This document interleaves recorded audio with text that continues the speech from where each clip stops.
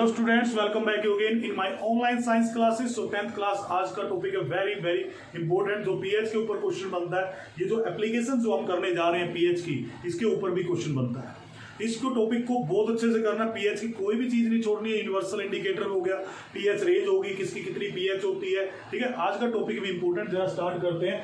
Importance of pH in everyday life, ठीक है। तो एवरीडे यानी हमारे दैनिक जीवन में पीएच का क्या महत्व है, उसके बारे में जानने जा रहे हैं। जो हम जानते हैं कि जितने भी लिविंग बींग्स हो गए, प्लांट एनिमल है, ठीक है, आर पीएच सेंसिटिव, ये पीएच सेंसिटिव होते हैं, ठीक है। जो हमारी बॉडी है वो वर्क करती है पीएच रेंज कितने पे, 7.0 से 7.8 पे, ठीक है। अगर इससे कम या ज्यादा हुई हमारे लिए सर्वाइव करना मुश्किल हो जाएगा, जैसे अब हो रहा है। अगर पीएच रेंज गिरती है या बढ़ती है तो दिक्कतें हो जाती है। कुछ एग्जांपल्स है, जैसे पेट में दर्द होना, एसिडिटी इन स्टमक। तो पीएच जब हमारे पेट के अंदर प्रेजेंट क्या होता है, एचसीएल। एचसीएल करता क्या है, वो अंदर जो हम खाना खा रहे हैं, खाने के साथ जो बैक्टीरिया पैथोजेंस आ रहे हैं उनको किल करता है एचसीएल। जब एचसीएल की मात्रा बढ़ जाती है तो पीएच लेवल गिर जाता है। पीएच लेवल गिरने का मतलब ये होता है कि 7 से नीचे जा रहे हैं तो 1 पे पहुंच जाता है। तो जब 1 पे पहुंच गया तो एसिडिक कैरेक्टर बढ़ गया। तो पीएच जब लेवल गिर जाता है, बिलो 5.5 से नीचे चला जाता है, तो पेट में क्या स्टार्ट हो जाता है, पेन होना स्टार्ट हो जाता है। तो इसको रिलीव करने के लिए क्या यूज करते हैं, एंटासिड। इसको डिटेल में भी हमें पढ़ेंगे। टूथ डिके, दांतों में सड़न, कीड़ा लगना, दांत क्रोड हो जाना, ठीक है। तो पीएच और माउथ जब डिक्रीज करती है तो हमारे टूथ डिके करते हैं। जब भी हम कोई सुगरी या कोई और मीठी चीजें खाते हैं तो हमारे दांत जल्दी सड़ते हैं, ठीक है। स्टिंग ऑफ बीज एंड वास्प, ठीक है, भीड़ होगी, मधुमक्खियां होगी, तो उनका जो डंक होता है वो हमारी स्किन का क्या करता है, पीएच लेवल चेंज करता है। तो हमारी स्किन पे क्या हो जाती है, इरिटेशन स्टार्ट हो जाती है। रिवर वाटर, अगर रिवर वाटर का पीएच चेंज होता है तो एक्वेटिक लाइफ यानी मछली जो रह रही है उसके अंदर जो एक्वेटिक ऑर्गेनिज्म रह रहे हैं वो डिस्टर्ब हो जाएंगे, उनकी डेथ भी हो सकती है, ठीक है। अगर सोयल वेरी इंपॉर्टेंट है, हमारे दैनिक जीवन का पार्ट भी है। अगर सोयल अच्छी नहीं होगी तो हम फसलें कैसे उगाएंगे, फल फ्रूट कहाँ से लाएंगे। तो जो सोयल है अगर उसकी पीएच चेंज हो जाती है तो उसके वो क्या हो जाएगी, इनफर्टाइल हो जाएगी, उसमें फसलें नहीं उगेगी। अब इन टॉपिक्स को हम डिटेल में पढ़ते हैं कि पीएच का इंपॉर्टेंस क्या हमारे एवरीडे लाइफ में, इनको डिटेल के अंदर स्टडी करते हैं। सो स्टूडेंट्स, हम बात करने जा रहे हैं pH in our digestive system की। जैसे हमने कहा डिटेल में पढ़ते हैं इनको। तो जो फूड आप खाते हो वो फूड में होता क्या है, कार्बोहाइड्रेट। क्या होता है, कार्बोहाइड्रेट। ये तो आप सही जानते हो। मॉर्निंग में रोटी खाते हो, चपाती, ठीक है, चावल खाते हो, कार्बोहाइड्रेट प्रेजेंट होता है। वो जाता क्या है, खाना जाता है सबसे पहले हमारे माउथ में, ठीक है। सिर पे तो नहीं जाता, कान में तो नहीं जाता ना, ये कहा जाता है माउथ में। माउथ में क्या प्रेजेंट होता है, सैलरी अमाइलेज। ये क्या है, एंजाइम। सैलरी अमाइलेज क्या है, एंजाइम। आपको लग रहा है सर को बायो पढ़ाना स्टार्ट कर दिया, नहीं, केमिस्ट्री है, केमिकल चेंज है। तो सैलरी अमाइलेज कब काम करता है, जब पीएच 6.7 से 7.0 होती है। अगर पीएच इससे डिक्रीज करेगी, सैलरी अमाइलेज काम करना बंद कर देगा, या बढ़ेगी तब भी ये बंद कर देगा अपना काम, ये काम नहीं करेगा। ये किस पे काम करता है, कार्बोहाइड्रेट की डाइजेशन में मदद करता है। कार्बोहाइड्रेट हमारे माउथ में ही डाइजेस्ट हो जाता है, ये बात भी याद रखना। कहाँ डाइजेस्ट हो जाता है, माउथ के अंदर, ठीक है। जो माउथ से फूड कहाँ गया, स्टमक के अंदर। कहाँ गया, स्टमक के अंदर। स्टमक में गास्ट्रिक जूस प्रेजेंट होता है। गास्ट्रिक मतलब स्टमक। तो गास्ट्रिक जूस जो प्रेजेंट होता है उसमें किसकी मात्रा होती है, एचसीएल की। एचसीएल का फंक्शन क्या होता है, एचसीएल किल्स करता है बैक्टीरिया, पैथोजन, जो भी आप स्वेलो करके फूड, यानी जो भी फूड खा के अंदर पेट में जा रहा है तो उसके साथ कुछ बैक्टीरिया, किसी के नेल्स नहीं कटे होते, किसी के हाथ गंदे होते, हाथ धो के नहीं खाते, ठीक है, साफ सफाई का इतना ध्यान नहीं रखते, तो जो बैक्टीरिया पैथोजन जा रहे हैं ना, हमारा सेल्फ क्लीन चीज दे रखी है वो हाइड्रोक्लोरिक एसिड स्टमक के अंदर ऑलरेडी प्रेजेंट है। ये और क्या काम करता है, activate protein digestive enzyme like pepsin. इनको एक्टिवेट करता है। कब एक्टिवेट होता है, पीएच इक्वल टू 2, ठीक है, जब पीएच 2 पे पहुंच जाती है। यहां से कहां गया फूड, आगे स्मॉल इंटेस्टाइन के अंदर। स्मॉल इंटेस्टाइन जो यहां पे आ गया आपका नीचे की तरफ पार्ट, स्मॉल इंटेस्टाइन में peptidase, trypsin, maltase work best in alkaline medium. Alkaline medium कहने का मतलब पीएच 7.5। और ये कौन करता है, बाइल जूस। कौन करता है, बाइल जूस। बाइल जूस क्या करता है, अल्केलाइन मीडियम प्रोवाइड करने में मदद करता है। पर हम टॉपिक क्या पढ़ रहे हैं अभी, पीएच से फर्क क्या पड़ेगा, तो पीएच का रोल। तो पीएच अगर कम या ज्यादा होती है तो क्या फर्क पड़ेगा, समटाइम हम ज्यादा खा लेते हैं। जब ज्यादा खा लेते हैं तो हमारा जो स्टमक है वो एचसीएल ज्यादा सिक्रीट करता है। जो गैस्ट्रिक ग्लैंड्स होती है स्टमक के अंदर, स्टमक में क्या प्रेजेंट होती है, गैस्ट्रिक ग्लैंड्स।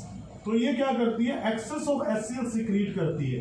जब एक्सेस ऑफ एचसीएल सिक्रीट होता है तो हमारे पेट में दर्द और इरिटेशन कोज करता है, तो पेट में दर्द, लेफ्ट हैंड साइड में स्टमक होता है ना, राइट हैंड साइड में तो होता नहीं, तो पेट में दर्द स्टार्ट हो जाता है। पेट में दर्द कब स्टार्ट हो जाता है? जब पीएच कितने नीचे चली जाती है? पीएच बिलो 5.5 नीचे चली जाती है तो पेट में दर्द होना स्टार्ट हो जाता है। इस दर्द को कैसे ठीक किया जा सकता है?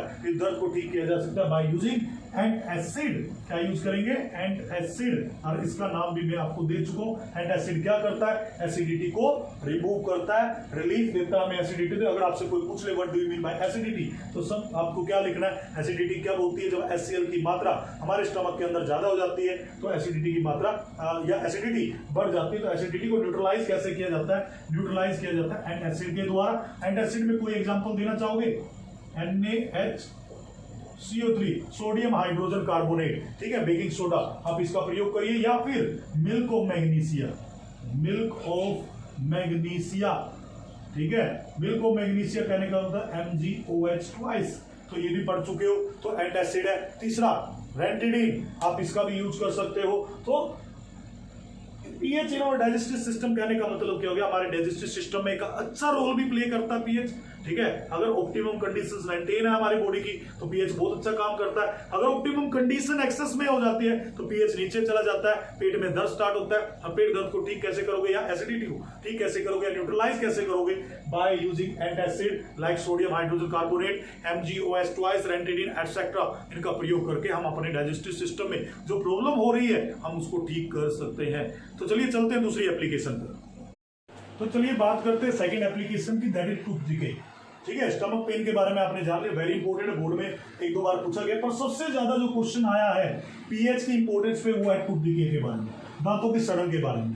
दांतों में सड़न क्या होती है, कब होती है? जो हमारा पीएच लेवल अगर माउथ के अंदर, वो हमारी हेल्थ है जो टीथ की और गम्स की, उसको अफेक्ट करता है। पीएच लेवल कम या ज्यादा होगा, ठीक है। पीएच फॉल्स अगर नीचे 5.5 से नीचे चला जाता है, जब 5.5 से नीचे स्टमक में चला गया तो पेन और इरिटेशन होगी थी। यहाँ भी अगर 5.5 से नीचे चला गया टूथ डिके स्टार्ट हो जाएगी। टूथ डिके होती कैसे है? जब आप कोई सुगरी चीज खाते हो ना, मीठी चीज लाइक चॉकलेट होगी, स्वीट्स होगी, कैंडीज होगी, इन चीजों को खाते हो तो आपके माउथ में जो बैक्टीरिया प्रेजेंट होते हैं, ठीक है, वो क्या स्टार्ट करते हैं? एसिड प्रोड्यूस करना स्टार्ट कर देते हैं। और वो एसिड बेसिकली क्या होता है? लैक्टिक एसिड, ठीक है। क्या नाम लिया? Lactic acid, okay. Acid produce करना स्टार्ट करते हैं बाय मेटाबोलाइजिंग सुगरी मटेरियल। उनको मेटाबोलाइजिंग का मतलब उनको डाइजेस्ट करके तोड़ के, तो उनको तोड़ के क्या प्रोड्यूस कर रहे हैं? एसिड प्रोड्यूस कर रहे हैं। और ये एसिड क्या करता है? जो इनेमल है, जरा इनेमल की थोड़ी सी स्टोरी जान लेते हैं। इनेमल क्या है? जो कवरिंग होती है टीथ के ऊपर, जैसे हमारा कोई दांत है, ये हमारा टीथ है, तो इसके ऊपर एक हार्डेस्ट कवरिंग प्रेजेंट होती है। सबसे हार्डेस्ट सब्सटेंस है हमारी बॉडी का, जो ये हार्डेस्ट कवरिंग प्रेजेंट होती है, इसको क्या बोलते हैं? इनेमल। ये बने किसकी होती है? कैल्शियम फॉस्फेट की। किसकी बनी होती है? कैल्शियम फॉस्फेट की। इसमें बहुत सारे क्वेश्चन आएंगे। कैल्शियम फॉस्फेट बोलते हैं इसको, Ca3, calcium phosphate, Ca3PO4 twice. तो ये याद रखना, ठीक है। तो इसको क्या कर देगा? डिजोल्व करना स्टार्ट कर देगा। डिजोल्व का मतलब क्या होगा? कैविटी बनाना है इसके अंदर स्टार्ट कर देगा। इसको फिर ठीक कैसे किया जा सकता है, यानी न्यूट्रलाइज कैसे करें? न्यूट्रलाइज करने का एक तरीका है टूथपेस्ट यूज करिए। यानी दिन में जब भी आप मील्स खा रहे हो, खाना खाने के बाद ब्रश जरूर करिए। यानी टूथपेस्ट क्यों यूज करें? टूथपेस्ट बेसिक इन नेचर होती है। बेसिक इन नेचर का मतलब क्या हो गया? जब बेस एसिड के साथ कंबाइन करेगा, एसिड और बेस जब कंबाइन करेंगे तो रिएक्शन कैसी होगी? न्यूट्रल, उसको बोलेंगे न्यूट्रलाइजेशन रिएक्शन। आई होप ये आपको समझ में आया होगा कि टूथ डिके होता क्या है। इसको बहुत अच्छे से कम 7-8 बार ये पेपर में आ चुका बोर्ड क्लासेस के अंदर, इसका नोट्स बना लेना चाहिए। जो भी चीज मैं वेरी इंपॉर्टेंट बोल रहा हूं आपको, अगर इतने भी काम करते चलते हो तो आप पेपर में बहुत अच्छे नंबर ले जाओगे। वरना प्रॉब्लम वही खड़ी रहेगी कि हमने सुन तो लिया लेक्चर, पर लिख के कुछ भी देखा अपनी तरफ। चलिए फिर अनदर एप्लीकेशन करते हैं पीएच की, वो है self defence by plants animal through chemical warfare, ठीक है। सेल्फ डिफेंस की बात आती है तो हम पीछे कैसे रह सकते हैं। अब एग्जाम्पल देखते हैं क्लास का। कोई भी बच्चा आपको छेड़ता है, कुछ गलत कहता है, तो आप बड़े सेल्फ डिफेंस में आ जाते हैं, ठीक है। तो भाई मेरे को कुछ ना कह दियो, मैं तेरे को देख लूंगा, मैं ये कर दूंगा, वो कर दूंगा। तो फिर प्लांट्स और एनिमल कैसे पीछे रह सकते हैं, ठीक है। अगर हम प्लांट्स और एनिमल की बात करते हैं, सबसे पहले एनिमल्स पे चलते हैं। इंसेक्ट देख लिया, ठीक है। कई बार बिरिड आ गई या मधुमक्खी आ गई क्लासरूम में, पंगे लेने से कोई पीछे थोड़ी हटता है। पंगे लेने ही लेने, और जब पंगे ले रहे हो तो वो भी तो अपने आप डिफेंस करेगा, और जब डिफेंस करेगा तो फिर भुगतना तो आपको ही पड़ेगा, ठीक है। जैसे आप इंसेक्ट को छेड़ते हो वो स्टिंग या बाइट करेगा, जब वो बाइट या स्टिंग करेगा, बाइट में तो काटना, स्टिंग में तो डंक मारना, ठीक है, एसिडिक या बेसिक मटेरियल हमारी बॉडी में ट्रांसमिट कर देगा। जैसे ही ट्रांसमिट करेगा हमारी बॉडी के ऊपर कुछ इरिटेशन, कुछ इंडिकेटर्स झलकेंगे, रेडनेस आ जाएगी, स्वेलिंग आ जाएगी, ठीक है, खुजली हो जाएगी, दफड़ा जाएगी, तो कुछ ना कुछ होगा, तो उसको क्या करना पड़ेगा, हमें न्यूट्रलाइज करना पड़ेगा। न्यूट्रलाइज क्या करना पड़ेगा, अगर एसिडिक है तो बेसिक मीडियम यूज करिए, और अगर बेसिक है तो एसिडिक मीडियम यूज करिए। जरा कुछ एग्जांपल्स लेते हैं।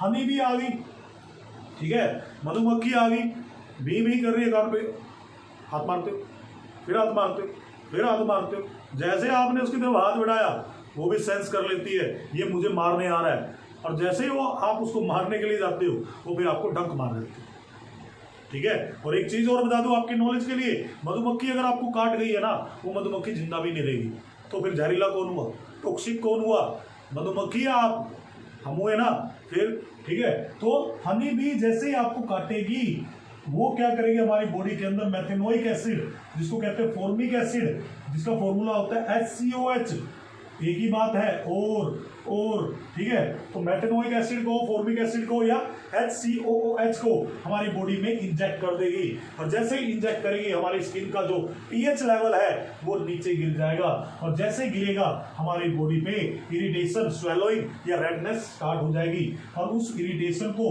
न्यूट्रलाइज कैसे किया जाता है, bye rubbing baking soda and NaCO3। Okay, दूसरा वास्प, भीड़, ठीक है, इनमें गर्मी और सर्दी का फर्क भी होता है, ठीक है। तो वास्प जो है, जो स्टिंग यानी काटेगी तो अल्केलाइन मीडियम हमारी बॉडी में इंजेक्ट करेगी। अल्केलाइन का मतलब क्या हो गया, बेसिक मीडियम। अब बेसिक को न्यूट्रलाइज कैसे किया जाएगा, एसिडिक से, तो विनेगर यानी सिरका, विनेगर क्या होता है, सिरका, ठीक है, यानी एसिटिक एसिड, विनेगर का केमिकल नेम क्या होता है, एसिटिक एसिड या CH3COOH, इसका प्रयोग करेंगे, रब करेंगे, तो रब करेंगे तो जो भीड़ आपको काट के गई थी वो डंक बाहर निकल जाएगा और आपकी बॉडी पे स्वेलिंग नहीं आएगी। ये बेसिक आपके पास होने चाहिए। जब भी आपके पेरेंट्स या आप बाइक ड्राइव करते हो तो बाइक की किट के अंदर, जहाँ मेडिकल किट होती है, उसमें थोड़ा सा बोतल में बेकिंग सोडा भी रखा जा सकता है और विनेगर भी रखा जा सकता है, ठीक है। अगर ऐसा होता है तो ये चीज़ें बड़े काम की चीज़ है, क्योंकि जब बाइक हम ड्राइव करते हैं कई बार एक्सीडेंटली मधुमक्खी काट जाती है या भीड़ काट जाती है, तो ये बड़ा जल्दी अप्लाई करना चाहिए। यही तो एजुकेशन है। अगर आपने एजुकेशन अच्छी ली है ना, आज अगर मैंने वायरस के बारे में आपको पढ़ाया हुआ है, तो आज आप कोरोना वायरस पढ़ रहे हो तो थोड़ी नॉलेज तो आप अपने पेरेंट्स के साथ यूज कर पा रहे होंगे, क्योंकि आपने कुछ सीखा है। उसी तरीके से अगर ये चीज़ें सीखोगे तो अपने पेरेंट्स को भी एजुकेट कर पाओगे। ये चीज सीखने की होती है, मार्क्स तो सेकेंडरी पार्ट बन जाता है। नेक्स्ट है जी nettle plant. Nettle plant basically जंगलों में होता है, शिमला जैसा इलाका है वहां होता है, पहाड़ी इलाकों में। जैसे ही आप उसको छूने की कोशिश करते हो, उसमें जो स्टिंगी हेयर्स होते हैं, कांटेदार स्टिंगी हेयर्स होते हैं, आप छूते हो तो उसके जो फॉर्मिक एसिड होता है, उसके डंक में फॉर्मिक एसिड आपकी बॉडी में इंजेक्ट होता है, सेम वैसे ही तो आपकी बॉडी पे इरिटेशन, रेडनेस हो जाती है, और उसको दूर करने का तरीका क्या होता है, बेकिंग सोडा। तो बेकिंग सोडा अप्लाई करिए, रब करिए, तो आप इससे बच सकते हो। अगला एक एप्लीकेशन और मैं आपको बताना चाहूंगा। एप्लीकेशन क्या है जरा समझते हैं, that is about acid rain. Acid rain क्या होती है, छोटी क्लासेस में आपने पढ़ा हुआ है कि फैक्ट्री से जो धुआं निकलता है, फैक्ट्री से जो धुआं निकलता है उसमें क्या होता है, SO2 सल्फर डाइऑक्साइड होता है। सल्फर डाइऑक्साइड एटमॉस्फेयर में जाता है। एटमॉस्फेयर में जब जाता है तो एटमॉस्फेयर में वाटर के साथ मिक्सअप होता है, SO2 मिक्सअप होकर क्या बनाता है, सल्फ्यूरिक एसिड। यही सल्फ्यूरिक एसिड रेन की फॉर्म में मिट्टी पे या जमीन पे आके गिरता है, उसी को हम क्या कहते हैं, एसिड रेन। पर ऐसा नहीं कहेंगे एसिड रेन, हम किसे कहेंगे, एसिड रेन हम उसे कहेंगे बेसिकली रेन का जो pH होता है, the pH of rain pH is 5.6। जब इस 5.6 से below 5.6 rain is known as acid rain. यानी सल्फर डाइऑक्साइड कर क्या रहा है, सल्फर डाइऑक्साइड वाटर का जो pH है उसको रिड्यूस कर रहा है, और उसको रिड्यूस करके बिलो 5.6 ले जा रहा है। 5.5 भी याद रखते थे, क्योंकि 5.5 हमारा माउथ में था, 5.5 हमारा स्टमक में था। 5.5 से नीचे जैसे ही pH जाएगा एसिड रेन होना स्टार्ट हो जाएगी। और इसको न्यूट्रलाइज करने का तरीका क्या है, बेसिक यूज करिए। मिट्टी के अंदर जैसे खेतों में अगर एसिड रेन हो रही है तो लाइम का प्रयोग करिए। लाइम क्या करेगा, उस एसिडिटी को न्यूट्रलाइज करेगा। जो हमारी मिट्टी इनफर्टाइल हो रही थी उसको जब एसिड रेन होती है तो एसिड रेन बेसिकली करती क्या है, अफेक्ट करती है जो एक्वेटिक लाइफ है समुद्र में, रिवर्स में, उनको एडवर्सली इफेक्ट करती है। बड़े ढंग पर, मतलब खत्म क्या है, मतलब तबाह कर देती है एक्वेटिक लाइफ को, बिल्कुल खत्म कर देती है। तो एसिड रेन को न्यूट्रलाइज करने का तरीका है कि हम फैक्ट्रीज में जो SO2 गैस निकल उनको कम करें, पीएच लेवल को मेंटेन करें। एटमॉस्फेयर जैसे आजकल कोविड-19 की वजह से जो लॉकडाउन चल रहा है तो एटमॉस्फेयर क्या हो गया, साफ हो गया, तो पीएच लेवल बिल्कुल सही न्यूट्रलाइज भी हो गया, तो अब एसिड रेन के कम चांसेज होते हैं। Now coming on the another application that is pH of soil. Soil की बात करते हैं तो ऑप्टिमम अगर पीएच है, ऑप्टिमम कहने का मतलब न्यूट्रल, ऑप्टिमम का मतलब क्या होता है, न्यूट्रल पीएच पे प्लांट बहुत अच्छा ग्रो करते हैं, एयर बहुत अच्छी आती है। एयर का मतलब प्रोडक्शन, पैदावार, ठीक है, पैदावार तो जो बहुत अच्छी होती है प्रोडक्शन, ठीक है। रोम हार्वेस्टिंग जब हम करते हैं या एक्सेसिव यूज ऑफ फर्टिलाइजर करते हैं तो हमारी मिट्टी का पीएच डिक्रीज या इंक्रीज कर देता है, ठीक है। हार्वेस्टिंग कहने का मतलब कटाई अच्छी नहीं हुई, आपने एक्सेसिव यूज ऑफ फर्टिलाइजर की है तो इंक्रीज और डिक्रीज करता हमारी पीएच ऑफ सोइल को, which affect the growth of the plant, ठीक है। सरकार जो है हमारी, जो गवर्नमेंट है, समय समय पर मिट्टी की टेस्टिंग करते हैं। मिट्टी की टेस्टिंग के दौरान अगर सोइल एसिडिक है, अगर सोइल क्या है, एसिडिक, तो उसमें क्या मिलाइए, क्विकलाइम चूना, ठीक है, क्योंकि बेसिक नेचर है, या फिर कैल्शियम हाइड्रोक्साइड जिसका नाम होता है स्लिक लाइम, इनको मिलाइए तो मिट्टी क्या हो जाएगी, न्यूट्रल। मिट्टी क्या हो जाएगी, न्यूट्रल। तो बेसिक मिलाइए, एसिडिक में क्या मिलाना है, बेसिक। अगर मिट्टी बेसिक पाई जाती है तो उसके अंदर ऑर्गेनिक मेन्योर, ठीक है, या फिर कंपोस्ट या जिप्सम मिलाइए, जिससे हमारी मिट्टी न्यूट्रल हो जाएगी, क्योंकि ये एसिडिक होती है, ठीक है। तो हम बेसिकली कर क्या रहे हैं, जो सोइल है बिना टेस्टिंग के उसमें खाद डाल रहे हैं गोबर की, उसमें फर्टिलाइजर मिला रहे हैं, पता है नहीं हमें। अगर हम टेस्ट की करवाते हैं, सोइल का टेस्ट बहुत जरूरी होता है, क्योंकि आप लोग फार्मर फैमिली से बिलोंग करते हैं, कल अच्छे फार्मर बनो, यही हम चाहेंगे। अगर आप फार्मर बनना चाहते हो, किसान बनना चाहते हो, कोई बुरा प्रोफेशन नहीं, बहुत अच्छा प्रोफेशन है एक फार्मर बनना। पर फार्मर बनने का तभी बेनिफिट है जब आप उसकी नॉलेज अच्छे से रखते हो कि मेरा जो सोइल, सबसे पहला स्टेप यही है कि आप अपने खेत की मिट्टी को टेस्ट करवाइए।